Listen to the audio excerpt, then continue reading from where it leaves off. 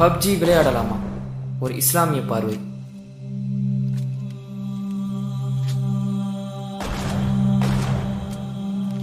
பப்ஜியை குறித்து ஷேக் சுலைமான் ருஹைலி அவர்களின் ஃபத்வா. பப்ஜி விளையாட்டை பற்றி என்னிடம் 9 மாதங்களுக்கு முன்னதாக கேள்வி கேட்கப்பட்டது. பல தீங்குகளுக்கு வழிவகுக்குவதால் அவ்விளையாட்டை ஹராம் என்று ஃபத்வா கூறியிருந்தேன். இன்று அதனுடைய புதிய அப்டேட்டில் சிலைகளுக்கு மகத்துவம் இருப்பதாகவும் அவைகள் பலனளிக்கக்கூடியது என்றும் யாரொருவர் அதனை வணங்கி மகத்துவப்படுத்துகின்றாரோ அவருக்கு பலமிக்க ஆயுதங்கள் கிடைக்கும் என்றும் அறிய கிடைத்தது. இந்த விஷயம் என்பது மகத்தான அநியாயமாகவும் பெரும் இணை வைப்பாகவும் இருக்கின்றது. ஆக ஒரு முஸ்லிமின் மீது இப்படிப்பட்ட விளையாட்டுகளிலிருந்து தன்னையும் தன் சந்ததியினரையும் அதிலிருந்து எச்சரிக்கையாக இருந்து அதை விட்டு விலகி இருப்பது கட்டாயமாக இருக்கின்றது என்பதாக இமாம் சுலைமான் ருஹைலி கூறினார்கள். அன்பான சகோதர சகோதரிகளே, அல்லாஹ் தடை செய்த இணை வைப்பை விளையாட்டின் பேரில் செய்வதை கூட இஸ்லாம் தடை செய்கின்றது. அப்படி செய்து மார்க்கத்தை கேலியாகவும் விளையாட்டாகவும் ஆக்கிவிடாதீர்கள். மறுமையை மறந்து வீண் விளையாட்டில் மூழ்கிவிடாதீர்கள். அல்லாஹ் கூறுகின்றான், அவர்கள் தங்களுடைய மார்க்கத்தை வீணாகவும் விளையாட்டாகவும் எடுத்துக்கொண்டார்கள். இன்னும் அவர்களை இவ்வுலக வாழ்க்கை மயக்கிவிட்டது. எனவே அவர்கள் தம் வசனங்களை நிராகரித்து இந்த இறுதி நாளின் சந்திப்பை மறந்துவிட்டது போன்று இன்று நாம் அவர்களையும் மறந்து விடுகிறோம். அல்லாஹ் மற்றொரு வசனத்தில் கூறுகின்றான், இதனை பற்றி நீர் அவர்களை கேட்பீராயின் நாங்கள் வீண் பேச்சில் மூழ்கியும் விளையாடி கொண்டும் இருந்தோம் என்று நிச்சயமாக அவர்கள் கூறுவார்கள்.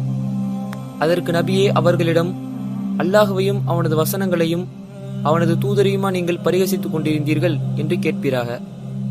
இப்படியான விளையாட்டு பல வகையிலும் மார்க்கத்திற்கு முரணாக உள்ளது.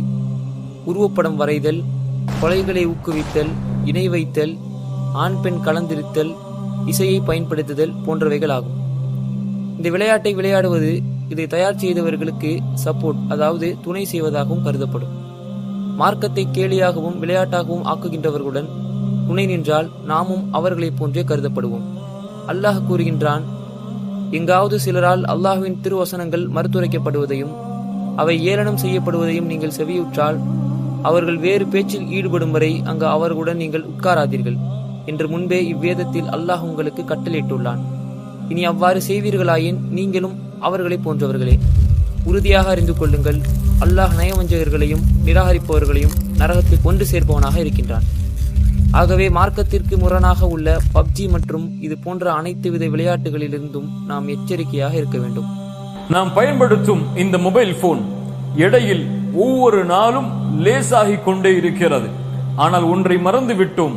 இதன் மூலமாக நாம் செய்யும் பாவத்தால் நாளை மறுமையில் இது மிக கனமானதாக மாறிவிடும் என்பதை அல்லாஹுவை அஞ்சிக் கொள்வோம் இதை பயன்படுத்தும் பொழுது.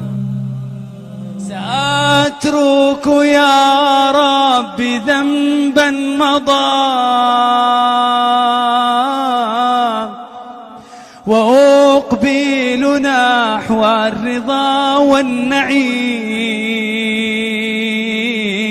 لماذا؟